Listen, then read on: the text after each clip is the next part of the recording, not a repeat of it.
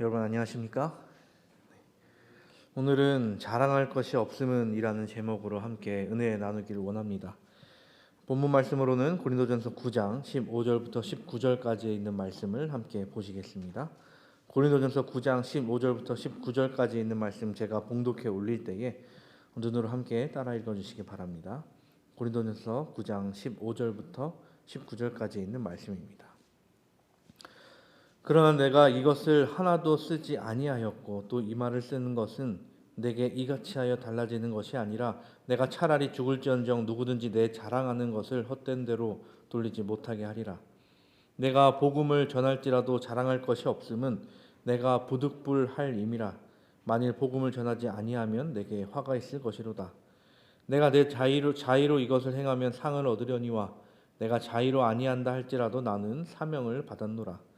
그런즉 내 상이 무엇이냐?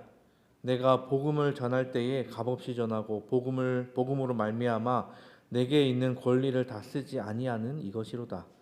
내가 모든 사람에게서 자유로우나 스스로 모든 사람에게 종이 된 것은 더 많은 사람을 얻고자 함이라. 아멘. 우리는 어떤 일을 하게 되면 그 한 일에 대한 대가가 있기를 바랍니다.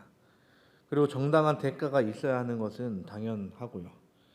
지금이야 한 사람이 일한 것에 대해 정당한 임금을 받을 수 있도록 노동법과 관련된 많은 것들이 개정되었습니다. 그래서 최저임금도 정해지고 여러 수당 같은 것들이 정해져서 일을 한 사람에게 주어지게 됩니다. 근데 모든 일이 그런가 하면 그렇지 않음을 우리는 알 수 있습니다. 경제적인 부분이 꼭 그 사람을 움직이는가 하면 꼭 그렇지는 않다라는 것입니다. 사람을 움직이는 또 다른 것을 이야기해 보자면 그것이 바로 사명이라는 것입니다. 아니 어떻게 보면 돈이나 다른 여타 물질적인 것보다 더 사람을 강하게 하거나 그 일을 더 잘해낼 수 있게 만드는 것이 또 이 사명이기도 합니다. 이 사명이라고 하면 우리나라의 사전을 찾아보면 아주 간단하고 건조하게 이야기합니다. 맡겨진 임무나 명령. 그런데 이 사명이라는 이 건조한 뜻을 가진 말이 누군가에게는 세상의 어떠한 것보다 더 자신을 움직이게 하는 원동력이 되기도 한다는 것입니다. 길에서 누군가 갑자기 쓰러졌을 때 지나가던 어떤 의료인이 그 사람을 살렸다는 기사를 우리는 종종 접하게 됩니다. 근데 그런 분들을 보면 물질적인 것을 바라고 뛰어드는 사람은 없습니다. 내가 누군가를 살릴 수 있는 지식과 기술이 있기에 어떻게 보면 몸이 반응하여 그 사람을 살리러 갔다라는 것이죠. 의료인들 같은 경우 보통 대학을 다니면서 자신이 하게 될 일에 대해 그 사명감을 알려주는 선서식을 가지게 되죠. 의사의 경우 잘 알려진 히포크라테스 선서를 한다고 알려져 있습니다.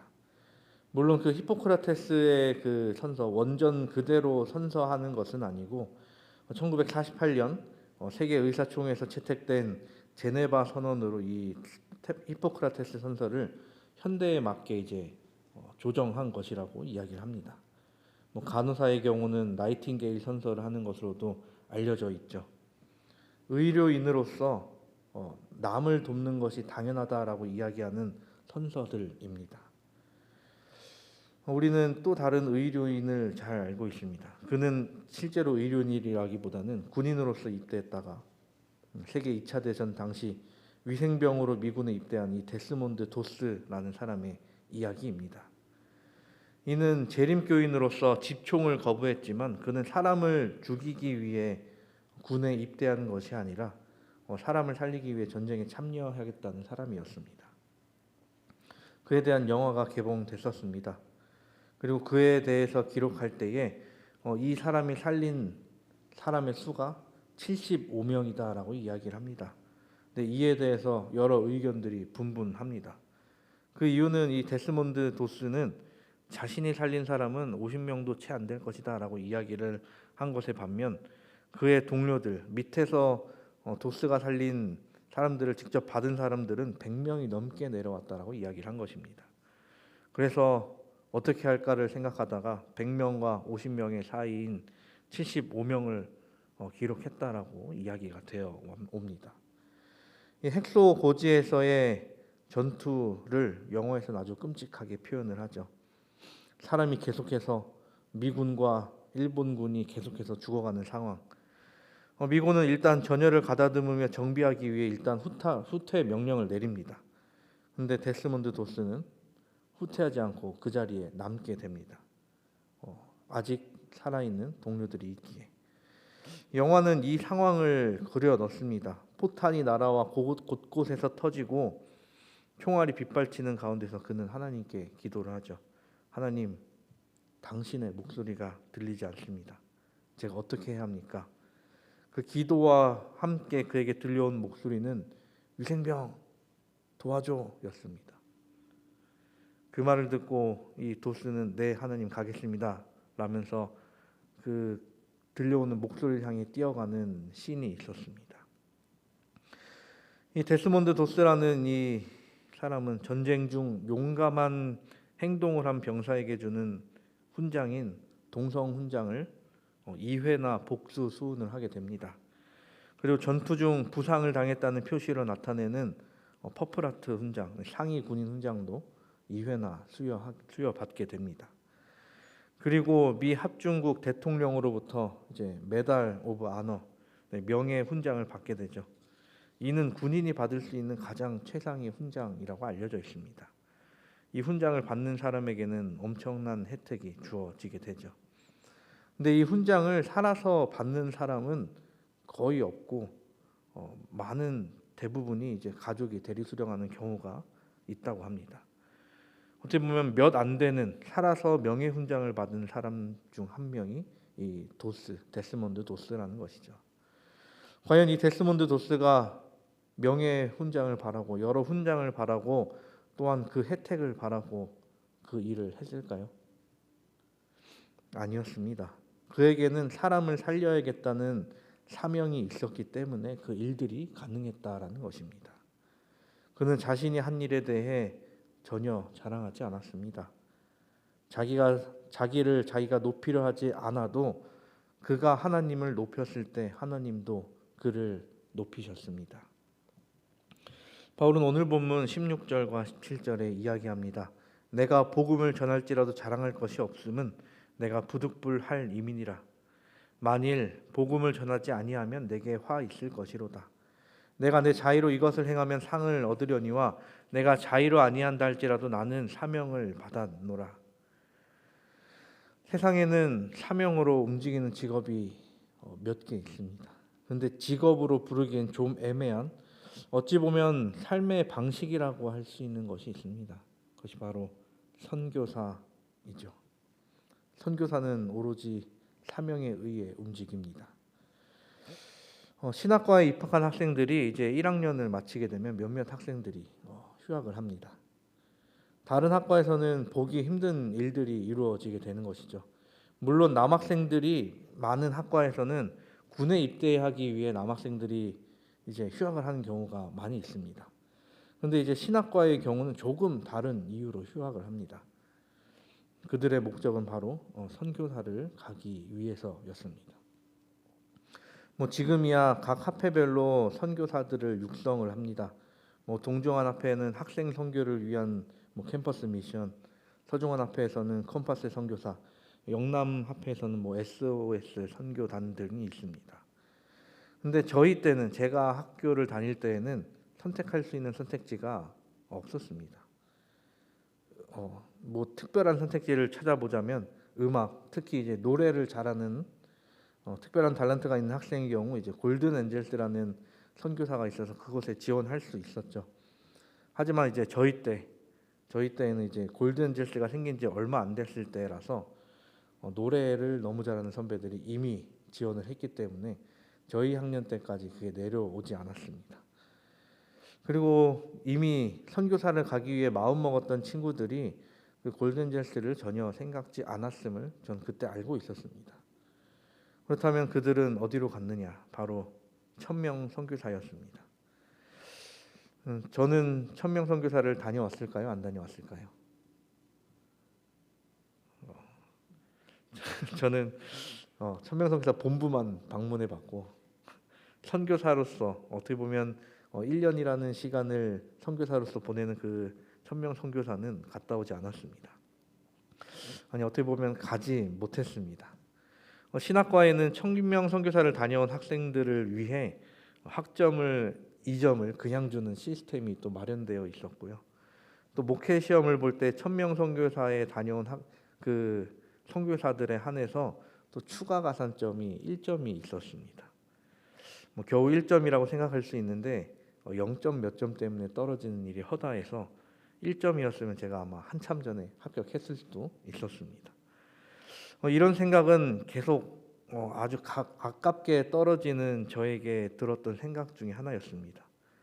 그런데 대가 때문에 선교사를 가는 것은 당연하게도 옳은 일이 아니며 그렇게 간 사람에게도 당사자에게도 불행한 일이라고 생각했습니다.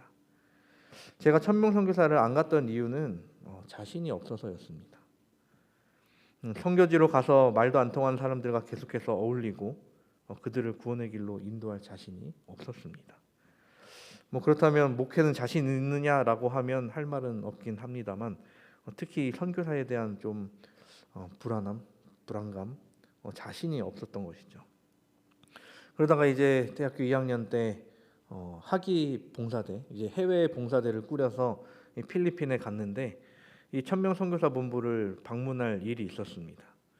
그곳에 갔더니 남청년, 여청년 할 것 없이 다 같이 아침에 나와서 군대에서 하듯이 구보를 뛰며 체력 단련을 하는 것을 보았습니다. 그리고 그 1000명 선교사들이 있던 선교지로 가서 그곳에서 함께 봉사 활동을 했는데 그 선교사들이 엄청나게 고생하는 것을 거기서 보게 되었습니다. 저보고 그거 못하냐라고 하면 1년 일하는 거 버티는 거야 문제 없다라고 생각을 합니다. 군대에도 잘 갔다 왔으니까요. 근데 이제 선교사는 버티러 가는 곳은 아니잖아요. 가서 사역하고 그들에게 선한 영향력을 끼쳐야 하고 그들을 전도하고 선교하는 역할을 해야 합니다. 그렇게 어줍지 않은 마음으로 가는 것은 그곳에 선교지에 있는 사람들이나 나에게 모두 신뢰가 되는 일이라고 생각을 했습니다. 결국 저에게 없던 것은 그 선교사에게 가장 필요한 사명감이 없었던 것이죠. 그리고 그 모든 것을 감당하면서 그 모든 순간을 또 기쁨으로 여기는 선교사들이 있다는 것을 보면서 그에서 많은 감동을 받고 돌아왔던 기억이 있습니다. 오늘 본문을 이야기하고 있는 바울도 마찬가지였습니다. 바울에게도 사명이 있었습니다. 바울에게 주어진 사명이 무엇이었습니까? 16절 앞부분에 이야기하는 복음을 전하는 것이 그의 사명이었습니다. 이에 대하여 바울은 내가 자랑할 것이 없다라고 이야기를 하죠. 왜냐하면 그는 이것을 당연히 해야 될 것으로 여겼기 때문이었습니다. 보통 사람들은 자랑하는 것을 좋아합니다. 그런데 바울은 특이하게도 자랑할 만한 일을 하기보다 자신이 해야 할 일을 한다라는 것이었습니다. 이러한 마음이 그리스도인들에게 이어졌다는 것이죠. 그리고 그리스도인들은 자신이 하는 일에 대해 자랑보다는 기쁨으로 여기게 됩니다. 그렇게 그 기쁨이 원동력이 되고 자신에게 주어진 사명이 또 사역하게 할 수 있는 에너지가 된다라는 것이었습니다. 저에게도 사명이 있습니다. 제가 비록 선교사로서 해외 오지로 나가 말도 안 통하는 사람들과 어울리는 선교 활동에 대한 사명을 깨닫지는 못했습니다만 목회자 그리고 성직자로서의 사명은 확신했기에 이에 모든 것을 다 하려고 하는 것이죠. 복음교육자 437페이지에는 이 일에 대해 이렇게 이야기합니다. 복음을 전파하도록 하나님에게 성직자로 부름받은 모든 사람은 다른 종류의 활동에 종사해서는 행복감이나 만족감을 누리지 못한다. 어떤 사람이 복음을 전하지 않고도 양심의 가책이나 마음의 불편함을 느끼지 않는다면 그는 성직에 종사하면 안 된다. 바울과 같이 아닙니다. 바울보다 더한 사명을 받은 분이 또 있죠. 그분은 바로 예수 그리스도이십니다. 예수께서 받으신 사명이 무엇이었습니까? 그것은 바로 인류를 구원하는 일이었습니다. 인류를 구원해내는 일에 필요 충분 조건이 무엇이었습니까? 그것은 바로 예수 그리스도의 생명을 대속물로 내놓아야 하는 일이었습니다. 예수 그리스도가 죽을 뻔해야 하는 것이 아니라 실제로 죽어야 그 모든 일이 이루어지는 것이었죠. 만약 예수님께서 그 사명을 감당하지 않겠다라고 했다면 어떻게 됐을까요? 혹은 예수님께서 사명감 없이 그 일을 이루셨다면 어땠을까요? 또는 적당히 하자, 조금만 하자라고 하면서 정말로 적당히 예수님께서 적당히만 하셨다면 어떻게 됐을까요? 우리가 가정을 해볼 필요 없이 예수님께서는 그 사명을 온전하게 충실하게 이루어내셨습니다. 지상에서의 사역을 조금 더 허투루 하지 않으시고 그 모든 것을 완전히 이루어내셨습니다. 그렇게 우리에게 구원의 소망이 생기고 우리에게 평화가 임하게 되었던 것이죠. 그렇다면 바울은 어땠을까요? 바울에게도 그를 위한 맞춤 사명이 주어졌습니다. 만약 바울이 하늘로부터 주어진 사명과 빛을 거절하고 살았다면 어떻게 됐을까요? 그렇다면 아마 바울 자신, 그 바울이라는 사람 자체만으로는 더 나은 삶을 살았을지 모르겠습니다. 우리가 잘 알듯이 바울은 많은 교육을 받았던 사람이죠. 또 높은 지위에 있었던 사람이며 출신도 꽤나 좋은 사람이었습니다. 욕심도 있었고 능력도 있었으며 많은 사람이 그를 따랐습니다. 만약 그가 선교의 길을 걷지 않고 본인이 가진 것을 누리면서 살겠다라고 했다면 꽤 좋은 삶을 살았을 것입니다. 그런데 바울이 선교 활동을 하면서 얼마나 고생했습니까? 부름을 받을 때까지 아주 꽤 오랜 기간 동안 텐트를 만드는 일을 하면서 그 부름을 기다렸습니다. 또 그렇게 부름을 받아 선교 활동을 시작했더니 온갖 곳에서 핍박이 주어지죠. 돌도 맞고 매도 맞고 감옥에도 갇히고 결박된 채로 배를 타고 가다가 난파되기도 하고요. 로마 법정에 서기도 하고 온갖 고문과 고초를 겪습니다. 또 다른 사도들과 비교당할 필요도 없었을 것입니다. 게다가 자신이 세운 교회의 교인들로부터 정치질을 당할 필요도 없었을 것입니다. 더 폼나게, 더 멋지게, 더 편하게 살 수 있는 길이 그에게 이미 놓여져 있었습니다. 원래라면 그가 겪지 않아도 될 일이었다는 것입니다.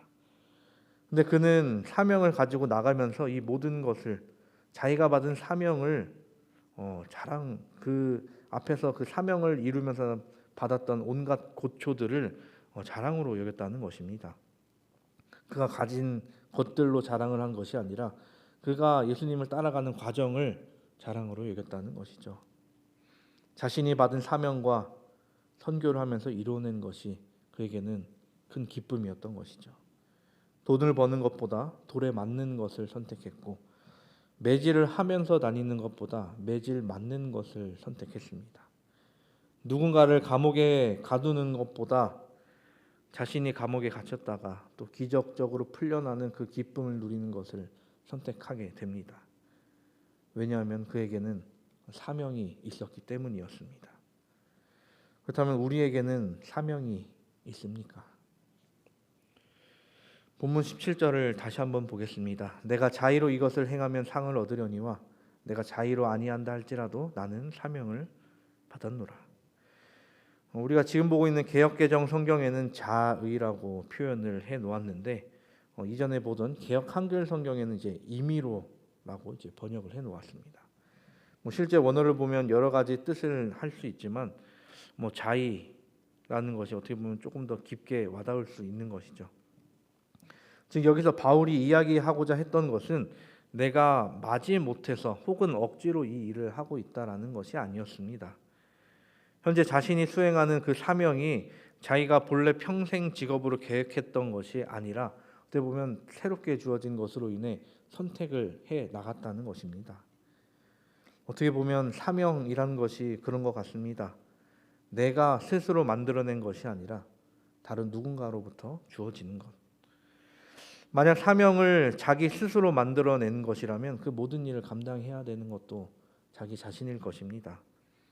그리고 계속해서 자기 자신을 챙겨야 하며 내 것을 우선할 것입니다. 그런데 누군가에 의해서 내려온 사명이라면 그 사명을 이행할 때 그 길을 인도하는 누군가가 있다라는 것입니다. 또 나를 챙기는 누군가가 있을 것이며 누군가가 나의 것을 우선시 해줄 것이라는 것입니다.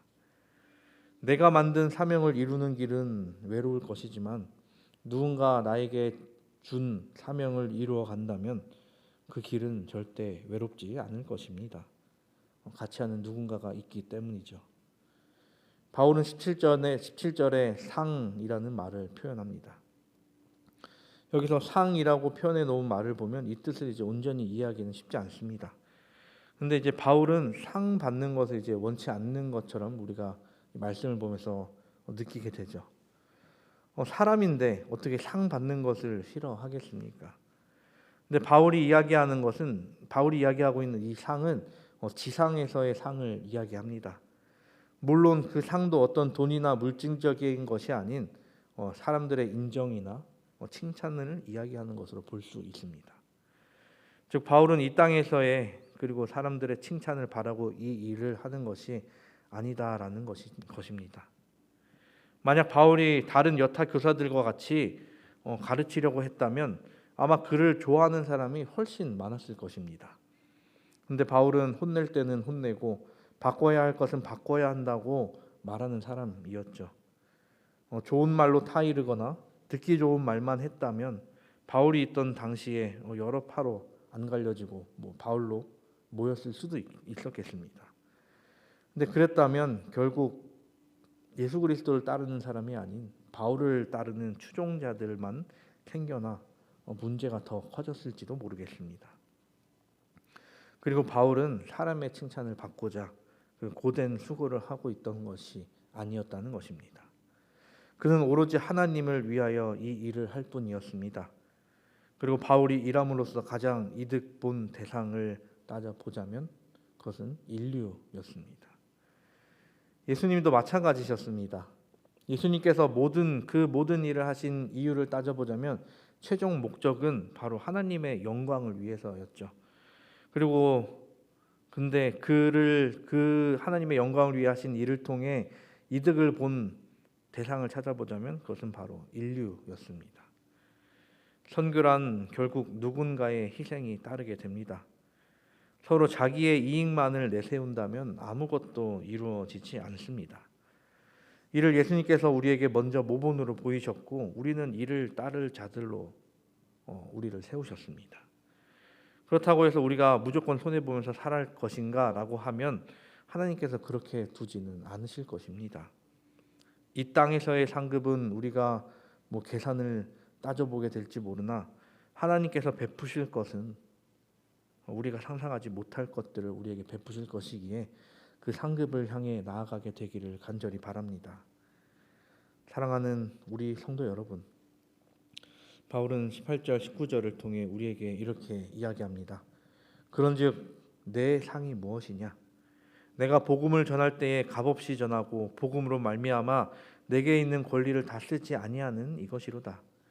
내가 모든 사람에게서 자유로우나 스스로 모든 사람에게 종이 된 것은 더 많은 사람을 얻고자 함이라.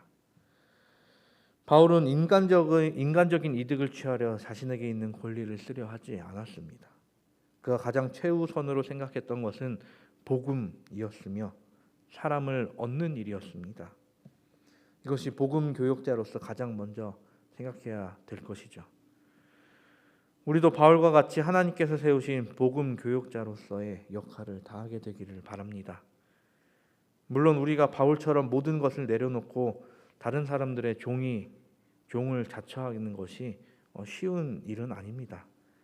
하지만 우리가 생각해야 하는 것은 우리에게 주어진 그 사명의 목적입니다. 그리고 그 사명의 질은 바울과 우리가 다르지 않다라는 것이죠. 우리에게 주어진 그 사명의 목적은 결국 바울이 이야기한 것과 같이 더 많은 사람을 얻고자 함입니다.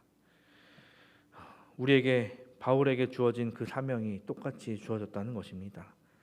그러므로 예수께서 이 땅에서 하신 일, 그리고 다른 사도들과 바울이 이 땅에서 한 일인 영혼 구원 사업에 동참하여 하나님의 영광이 드러나는 삶이 되기를 간절히 바랍니다. 그리하여 우리가 우리를 높이는 삶이 아닌 하나님께서 우리를 높이심으로 영원한 상급을 누리며 사는 우리 모두가 되기를 바랍니다. 우리가 비록 이 땅 위에서 자랑할 것이 없는 삶을 살지라도 우리가 결국에는 하나님께서 사용하심으로 인하여, 그리고 하나님께서 베푸시는 그 상급으로 인하여 우리가 이 땅에서는 말로 할 수 없는 그 자랑을 누리면서 살게 될 것입니다. 예수님께서 오시는 그날까지, 그리고 영원히 하나님의 종으로서 사는 특권을 누리며 사는 우리 모두가 되기를 바라면서 말씀을 줄이도록 하겠습니다.